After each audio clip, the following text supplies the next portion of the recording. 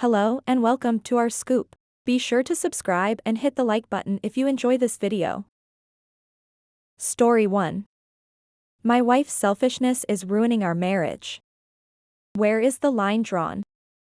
I, 40M, and my wife, F44, have two major sources of contention in our marriage.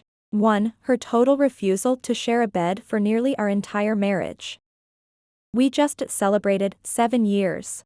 And 2. Her total refusal, since the birth of our twins, to parent alone for even brief periods of time. Despite countless promises to improve, years of personal therapy and dedicated couples counseling, this behavior isn't just continuing. It seems to be getting worse despite the very real prospect of separation. Since I can't sleep in our master bedroom, I sleep in the den in the basement. We alternate the night shift to get up with the kids if needed. It still happens about every other night. Our 3-year-old twins are both sick right now. I essentially pulled an all-nighter caring for them both. Just 20 minutes after I got the second twin back to sleep, my wife woke up from a sleep-in from 9 p.m. to 6:45 a.m. After explaining I had been up all night, I asked if I could go back to bed for a little bit while the twins were catching up on their missed sleep. I even insisted that she wake me up the moment they were both up so she wouldn't have to parent both alone. Her response was immediate hesitation. No sympathy for my exhaustion. No gratitude for my all-night effort caring for our children. And no understanding that I desperately needed some rest. Just how this scenario would impact her. She directly stated that she didn't want to have to parent alone, possibly for hours. Even having to mind one child alone if they woke up at different times bothered her. She countered that I should just wait until the evening to rest because, unbeknownst to me, she had arranged for a caretaker to come help me parent in the evening while she attended a yoga class. Totally out of the blue.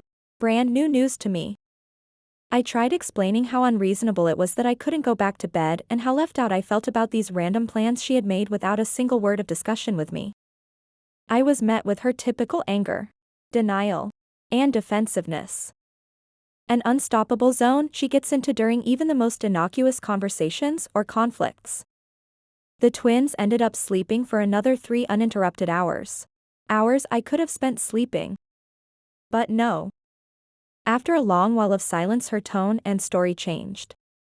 Once the twins were up, she made up a weak apology while avoiding any fault and insisted I go rest now, finally.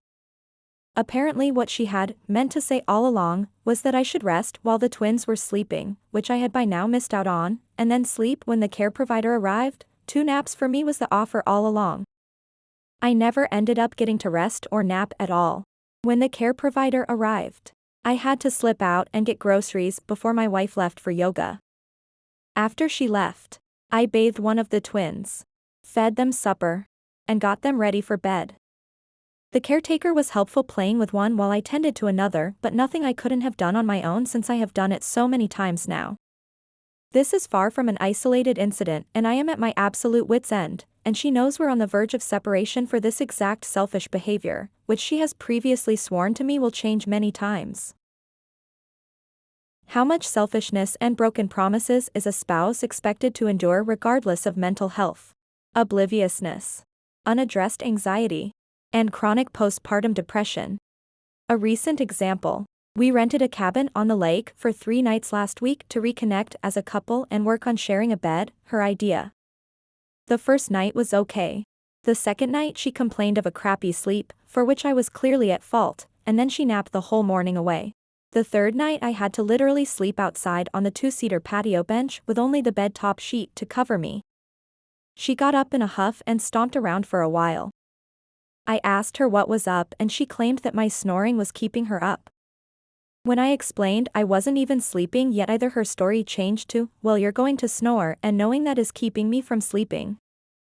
Her angry reaction and treatment of me was heartbreaking and ruined our vacation. Imagine having to sleep outside with only a sheet. Because you might snore. I waited on her hand and foot the whole time. Cooked every meal. Brought her every drink. Gave her massages. It was a punch to the gut that still hurts. The next morning she seemed to be remorseful. She pinky swore, sacred to us, that her behavior was unacceptable and it would never happen again. She expressed sincere remorse for withholding sharing a bed for so many years and swore that starting right now we would be sharing a bed from now on. That she'd do whatever it takes, including sleep medication and increasing her anxiety and antidepressant meds. And until she could unpack it with her psychiatrist, she would just tough it out. We have been home a week now and there hasn't been a solitary invitation to join her in bed, once again. It's like the promise never even happened like all the ones before. How does she not see how selfish this is? Opinion. In my opinion, your wife is definitely treating you in a horrible way. She is walking all over you with her behavior, but on the other hand you are allowing it. You need to put your foot down and set some boundaries. She can't force you to sleep in the den. You are condoning her selfish behavior by going along with this. I am truly sorry that you are going through this. It seems like you love your wife a lot or else you wouldn't be putting up with this. All of the broken promises should have showed you who she is. She doesn't sound like she's going to actually change based on what you've told us. She'll keep making empty promises as long as she can to keep you in the marriage. But it seems she really does not care about how you feel. Only herself. But if you really don't like being treated like this but still want the marriage to work, you should take the initiative and give her a set time frame to change and stand on it. Either you leave her or you set some boundaries.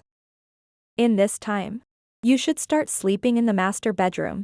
And if she really refuses to sleep in the same bed as you, she should sleep in the den. She will have to get used to taking care of the children by herself the same way you have because it's part of being a parent. If she refuses to change knowing that she will lose you, you have to leave because she clearly doesn't value you enough. That's the only way I see it working. I hope she does change and treat you better if you do decide to push through. Even if she doesn't, I hope you find happiness because you deserve it. Story 2. Mike, 33F, husband, 33M, supported me in my dream and 13 years later, I discovered his infidelity. I met my husband when we were 18. We hit it off instantly. We started dating as friends and about 2 months later he officially asked me out. Like stupid teenagers, we secretly got married at 20 and moved in together. Our families thought he was my boyfriend, not my husband. We were both at the same university at night and in the mornings we had a job.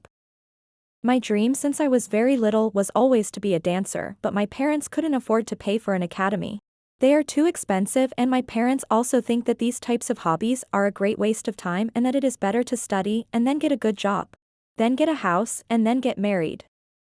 They wanted to reflect what they couldn't have in me and my brothers. My husband told me that he was going to help me. He paid for my dance classes. He changed jobs to a heavier one, but the pay was a little better. We had to limit ourselves to many things and even move to a much smaller apartment. He helped me fulfill my dream. He never complained about the lack of money. He never blamed me. He supported me to get ahead and I achieved it. Of course, at the age of 20, it is a little more difficult to learn this type of art, but I achieved it thanks to my husband. I was always grateful to him and I always will be. Now we are in a much better situation than before. We have our house and we plan to have children soon.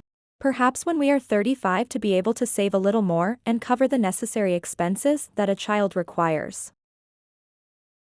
Since we have each other's passwords, I grabbed his cell phone because he had the photos from my niece's last birthday.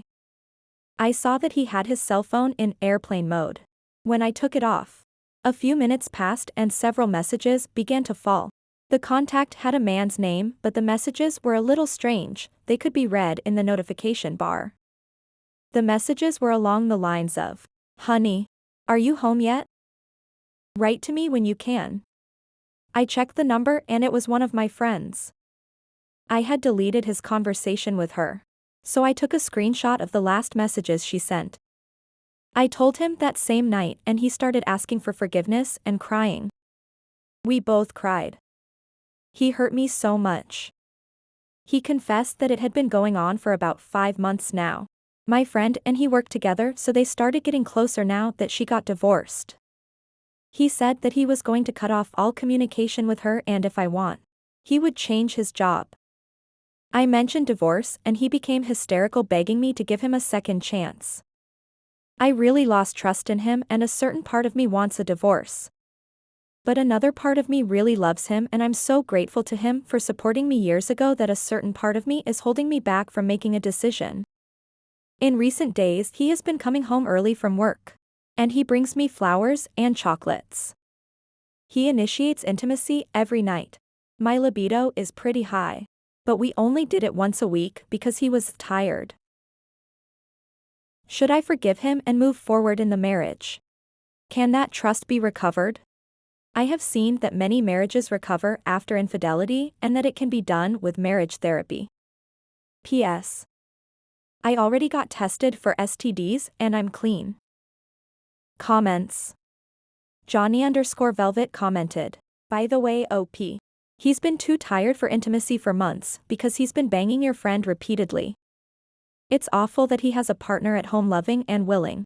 And still went out behind your back. With your own friend too. Both awful people."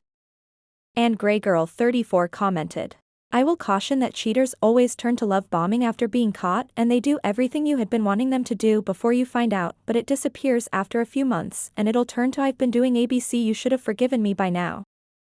Please seek infidelity counseling."